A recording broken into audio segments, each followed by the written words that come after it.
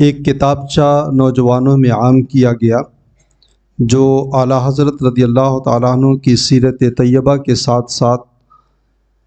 ہندوستان میں دین و سنیت کی جو خدمات آپ نے انجام دی ہے انہی خدمات کے اوپر مشتمل وہ رسالہ تھا، اور یہ اعلان کیا گیا تھا کہ اس رسالے کو آپ حضرات بغور مطالعہ کریں، اور اس کے بعد جو ہے 10 روز تک مسلسل 10 سوالات اسی رسالے سے دیے گئے تھے۔ الحمدللہ بڑا اچھا رسپانس رہا، بڑی اہمیت ملی، بڑی کامیابی ہمیں ملی۔ اس سے پہلے جو ہم نے مقابلہ آف لائن کرایا تھا اس میں میری معلومات کے مطابق 800 سے لے کر کے 1000 تک لوگوں نے حصہ لیا تھا، لیکن اس مقابلے میں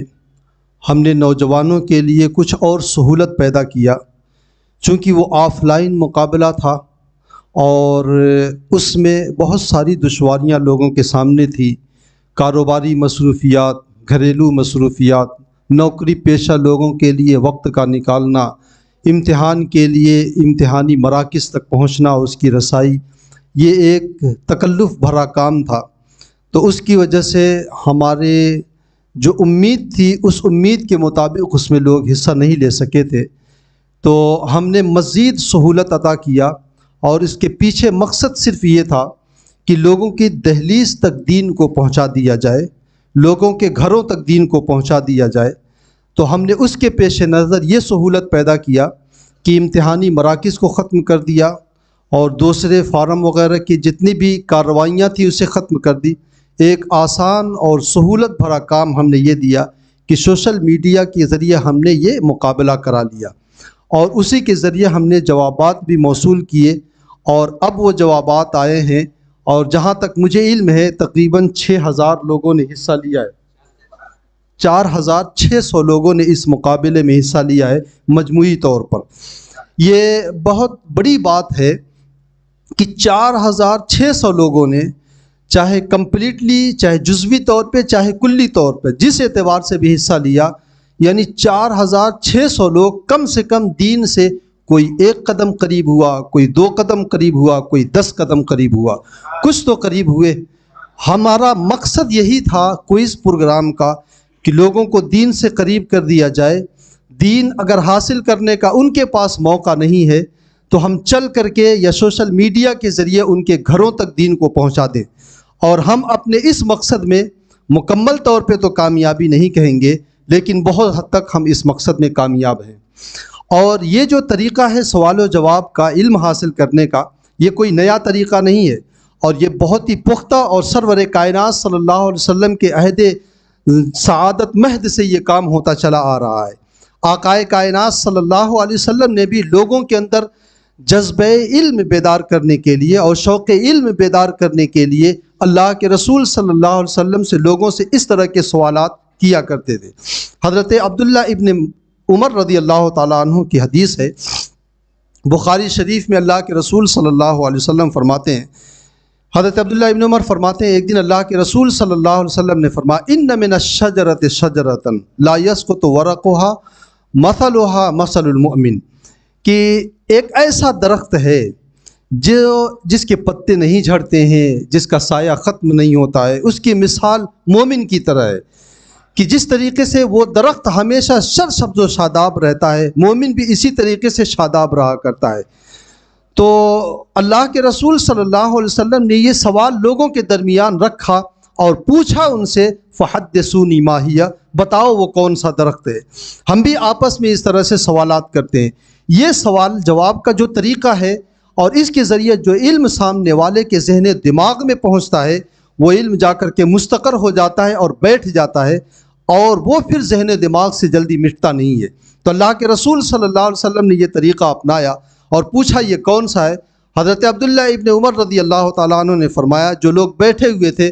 تو جنگل جھاڑیوں میں گھومنے لگے، کوئی کسی درخت کو کہہ رہا ہے، کوئی کسی درخت کو کہہ رہا ہے۔ حضرت عبداللہ ابن عمر رضی اللہ تعالیٰ عنہ کہتے ہیں، فوقع فی نفسی انہا النخلہ، میرے دل میں یہ خیال آیا کہ وہ کھجور کا درخت ہے، لیکن چونکہ وہاں بڑی شخصیات بیٹھی ہوئی تھی، حضرت ابو بکر و عمر بیٹھے ہوئے تھے اور وہ اس سلسلے میں کچھ گفتگو نہیں فرما رہے تھے، اس لیے میں نے حیا کیا اور ان بڑے لوگوں کے سامنے بولنے سے میں باز رہا۔ اور پھر اللہ کے رسول صلی اللہ علیہ وسلم نے فرمایا کہ وہ درخت جو ہے کھجور کا درخت ہے۔ تو یہ وہ طریقہ ہے کہ اگر اس انداز سے کسی کو علم دیا جائے تو یہ ذہن و دماغ میں بیٹھ جایا کرتا ہے۔ آقائے کائنات صلی اللہ علیہ وسلم کی اگر ہم سیرت اٹھا کے پڑھیں تو ایسے بہت سے واقعات ہمیں ملیں گے۔ 2-4 واقعات میں آپ کے گوش گزار کرتا ہوں۔ حضرت ابو ہریرہ رضی اللہ تعالیٰ عنہ فرماتے ہیں کہ اللہ کے رسول صلی اللہ علیہ وسلم نے ایک مرتبہ ارشاد فرمایا کہ بتاؤ تم میں پہلوان کون ہوتا ہے۔ ہمارا ایک جو تصور بدھا ہوا تھا پہلوان کا، وہ یہ تصور بدھا ہوتا ہے کہ وہ شخص جس کو کوئی پچھاڑ نہ سکے، جس کے سامنے کوئی ٹک نہ سکے، جسمانی اعتبار سے بہت لہیم شہیم، بہت طاقتور اور توانا، اسی کو پہلوان کہا جاتا ہے۔ لیکن اس طریقے سے اللہ کے رسول صلی اللہ علیہ وسلم نے غلط فہمی کو دور کیا اور صحیح فہم لوگوں کے ذہن میں بٹھایا اور فرمایا کہ صرف بدن کی طاقت ہی سب کچھ نہیں ہے، بلکہ اعصاب کی قوت اور توانائی بھی بہت معنی رکھتی ہے۔ اللہ کے رسول صلی اللہ علیہ وسلم نے پوچھا پہلوان کون ہے؟ تو لوگوں نے کہا الذی لا یسرعہ الرجال، وہ شخص جس کو کوئی پچھاڑ نہ سکے۔ تو اللہ کے رسول صلی اللہ علیہ وسلم نے فرمایا نہیں، کسی کے زور بازو کے سامنے ٹک جانا یا کسی کے زور بازو اور طاقت کا مقابلہ کر لینا یہ پہلوانی نہیں ہے۔ پہلوانی یہ تو چند لمحوں میں ختم ہو جاتی ہے، اور اس کے مقابلے میں جو شکست کھا جاتا ہے، اس سے جو رسوائی ہوتی ہے وہ چند لمحوں کی ہوتی ہے، بلکہ اس رسوائی میں بھی حوصلہ افزائی ہوا کرتی ہے۔ لیکن آدمی ایسے مقامات پہ کھڑا ہو جہاں اسے فکری تصادم ہو، جہاں اعتقادی تصادم ہو، تو وہاں ہمیشہ کے لیے ایک معاشرے سے ذہنی اعتبار سے اس کا مقابلہ کیا نہ ہوتا ہے، اور ایسی صورت میں اعصاب کا مضبوط ہونا بہت ضروری ہے۔ آدمی جسم و جسمانیات کے اعتبار سے چاہے جتنا طاقتور ہو، لیکن جب فکری تصادم ہوا کرتا ہے، اعصاب کا مضبوط ہونا بہت ضروری ہوتا ہے۔ تو اللہ کے رسول صلی اللہ علیہ وسلم نے فرمایا ہے کہ وہ شخص پہلوان اور بہادر نہیں ہے جو اکھاڑے میں کسی کو پچھاڑ دے یا جسے کوئی پچھاڑ نہ سکے۔ بہادر اور پہلوان شخص تو وہ ہے جو غصے کے وقت اپنے غصے اور غضب کے وقت اپنے غصے اور اپنے نفس کو قابو میں رکھے، وہ شخص جو ہے پہلوان اور بہادر ہوا کرتا ہے۔ ظاہر سی بات ہے بہت سے ایسے لوگ ہوتے ہیں جو توانا ہوتے ہیں، بدن میں طاقت ہوتی ہے، اعضاء میں قوت ہوتی ہے، لیکن اس کے باوجود جب ان کے اوپر غضب طاری ہوتا ہے تو ایسی صورت میں وہ اپنے آپ پہ قابو نہیں رکھ پاتے ہیں، اور وہیں پر جو ہے ان کی شکست ہو جاتی ہے۔ تو اللہ کے رسول صلی اللہ علیہ وسلم نے ایک جو سمجھ تھی، جو غلط فہمی تھی، اس غلط فہمی کو درست فہمی سے تبدیل کر دیا، اور حضور صلی اللہ علیہ وسلم نے ذہن و دماغ میں یہ بٹھا دیا کہ جسمانی توانائی سب کچھ نہیں ہے، اعصاب کی توانائی بھی بہت کچھ ہے، نفس کے اوپر قابو پا جانا یہی ایمان کا شیوا ہے۔ حضور صلی اللہ علیہ وسلم نے ایک مرتبہ اسی طرح صحابہ کرام رضوان اللہ تعالیٰ علیہم اجمعین سے ایک سوال کیا۔ صلح حدیبیہ کے موقع پر اللہ کے رسول صلی اللہ علیہ وسلم نے صلح حدیبیہ کے موقع پر سرور کائنات صلی اللہ علیہ وسلم نے صحابہ کرام کے درمیان یہ سوال رکھا کہ درود پاک پڑھ لیں۔ اللہم صلی علی سیدنا شفیعنا نبینا مولانا محمد مبارک وسلم، صلاۃ و سلام علیک سیدی یا رسول اللہ صلی اللہ علیہ وسلم۔ اللہ کے رسول صلی اللہ علیہ وسلم نے صحابہ کرام سے سوال کیے۔ صلح حدیبیہ کے موقع پر فجر کی نماز اللہ کے رسول نے جب پڑھائی تو بارش ہو رہی تھی، تو اسی بارش میں نماز ہوئی، اور نماز کے بعد صحابہ کرام رضوان اللہ تعالیٰ علیہ مجمعین بارش کے اسباب پر جو ہے گفتگو کرنے لگے۔ کسی نے کہا بارش کسی وجہ سے ہوئی، کسی نے کہا موسم کی تبدیلی کی وجہ سے ہوئی۔ جس طریقے سے آج سائنس کے اٹکل پچھو ہوا کرتے ہیں اور وہ کسی بھی چیز کو بارش کا سبب بتا دیا کرتے ہیں، تو اسی طریقے سے صحابہ کرام نے اس سلسلے میں گفتگو کی۔ دیکھیں اللہ کے رسول صلی اللہ علیہ وسلم نے ایک سوال صحابہ کرام سے کیا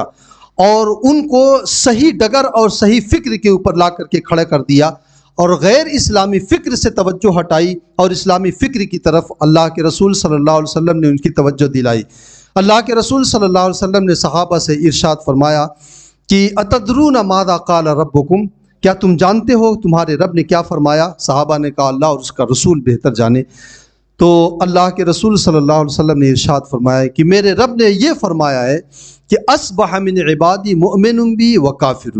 میرے بندوں میں کچھ لوگ ایسے ہیں جنہوں نے صبح اس حال میں کیا ہے کہ کچھ میری قدرت کے اوپر ایمان، قدرت کاملہ پر ایمان بھی رکھتے ہیں، اور کچھ ایسے ہیں جو میرے ناشکرے ہیں اور میری قدرت کا جزوی طور پہ انکار جو ہے کرتے ہیں۔ تو اللہ کے رسول صلی اللہ علیہ وسلم نے پھر اس کی تشریح کرتے ہوئے ارشاد فرمایا فَأَمَّا مَنْ قَالَ مُطِرْنَا بِفَضْلِ اللَّهِ وَرَحْمَتِهِ، جس شخص نے یہ کہا کہ اللہ کے فضل اور اس کی رحمت سے یہ بارش ہوئی ہے، وہ شخص میرے اوپر ایمان لانے والا ہے اور وہ ستاروں کے مستقل اثر انگیزی کا منکر ہے، اور ایسا شخص مومن کامل ہے۔ اور جس شخص نے کہا فلاں ستارے کی وجہ سے بارش ہوئی ہے، فلاں ستارے کی وجہ سے بارش ہوئی ہے، وہ شخص میری قدرت کا منکر ہے۔ آپ سوچیں، ہم بھی یہ تصور باندھ لیا کرتے ہیں کبھی کبھی کہ بارش فلاں وجہ سے ہوئی ہے، فلاں وجہ سے ہوئی ہے، یا ایسا فلاں وجہ سے ہوا ہے۔ ایک ایمانی اور اسلامی عقیدہ یہ ہے کہ اللہ تبارک و تعالی فعال لما یرید ہے۔ کائنات کا ایک پتا بھی اگر ہلتا ہے اور ایک ذرہ بھی اگر ہلتا ہے تو وہ میرے رب کی مشیت سے ہلتا ہے۔ اللہ تبارک و تعالیٰ کی مرضی کے بغیر نہیں ہلا کرتا ہے۔ لیکن یہ جو ہمارا تصور ہے یہ اسلامی تصور ہے، لیکن اس پر کچھ لوگ آگے بڑھ کر کے یہ کہہ سکتے ہیں پھر آپ یہ کیسے کہتے ہیں کہ اولیاء کرام عطا کر دیتے ہیں، انبیاء کرام عطا کر دیتے ہیں؟ تو ہم وہیں پر یہ جواب دیتے ہیں کہ اللہ تبارک و تعالیٰ مستقل بذات ہے، دیتا وہی ہے، لیکن ان اولیاء کرام کے صدقے میں دیا کرتا ہے، انبیاء کرام کے وسیلے سے وہ دیا کرتا ہے۔ اللہ تبارک و تعالیٰ نے انبیاء کرام علیہم الصلاۃ والتسلیم کو یہ قدرت اور اختیار دیا ہے کہ وہ اللہ تبارک و تعالیٰ کا فضل جسے چاہے اسے عطا کر دے۔ تو یہ اسلامی تصور ہے جس کو اللہ کے رسول صلی اللہ علیہ وسلم نے ایک سوال کر کے لوگوں کے غیر اسلامی تصور کو بدل دیا تھا۔ تو اس انداز سے جو علم دیا جاتا ہے سامنے والے کو، وہ بالکل جو ہے آدمی کے ذہن و دماغ میں پیوست ہو جاتا ہے۔ میں آپ سے ایک سوال کرتا ہوں حدیث کی روشنی میں۔ اللہ کے رسول صلی اللہ علیہ وسلم نے ایک حدیث میں ارشاد فرمایا من اتبع ستا من الشوال فکان کصیام الدہر، جس شخص نے رمضان کے بعد شوال کے 6 روزے رکھے تو اس کو پورے سال روزہ رکھنے کا ثواب ملے گا۔ اب آپ اگر عقل دوڑائیں گے، میں آپ سے پوچھوں یہ کیسے ممکن ہے، یا کون ایسا طریقہ ہے کہ آپ صرف 6 روزے رکھیں رمضان کے بعد اور آپ کو جو ہے پورے سال روزے کا ثواب مل جائے، یا کس طریقے سے پورے سال کا ثواب مل جائے گا؟ جب آپ ذہن دوڑائیں گے آپ کی ساری توجہ اس کے جواب کی طرف مبذول ہو جائے گی، اور جب آپ تشنا کام ہو جائیں گے تو ایسی صورت میں اب جو جواب آپ کی سماعت سے ٹکرائے گا وہ آپ کے ذہن و دماغ میں بیٹھ جائے گا۔ میں اس کا جواب بتائے دیتا ہوں کہ وہ اس طرح ہے کہ رمضان کے اللہ کے تبارک و تعالیٰ نے قرآن پاک میں ارشاد فرمایا ہے کہ من جاء بالحسنۃ فلہ عشر امثالھا، جو ایک نیکی کرتا ہے اسے 10 نیکیوں کا ثواب ملتا ہے۔ اس طریقے سے رمضان کے 1 مہینے کا روزہ 10 مہینے کے روزے کے ثواب کے برابر ہو گیا، اور 6 دن اگر آدمی نے روزہ رکھا اس کا 10 گنا کیا جائے تو 60 دن بنتا ہے، جو 2 مہینے ہو جائیں گے۔ اس طریقے سے 10 مہینہ وہ اور یہ 2 مہینہ، اس طریقے سے پورے سال کے ثواب جو ہے مل جائیں گے۔ تو یہ جماعت رضائے مصطفیٰ کرلا نے یہ جو طریقہ اپنایا ہے لوگوں کو دین کی دہلیز پر لانے کا، یہ بڑا خوبصورت اور بڑی اہمیت کا حامل ہے۔ لہٰذا آپ حضرات سے گزارش ہے کہ خود بھی اس طریقے سے جڑیں اور جماعت سے جڑیں، اور اس طرح کے جو سوال و جواب آئیں تو ضرور اس میں حصہ لیں اور دین کے سے قریب ہوں۔ اللہ تعالیٰ مجھے اور آپ کو اس پر عمل کی توفیق عطا فرمائے۔ وآخر دعوانا الحمدللہ رب العالمین۔ السلام علیکم۔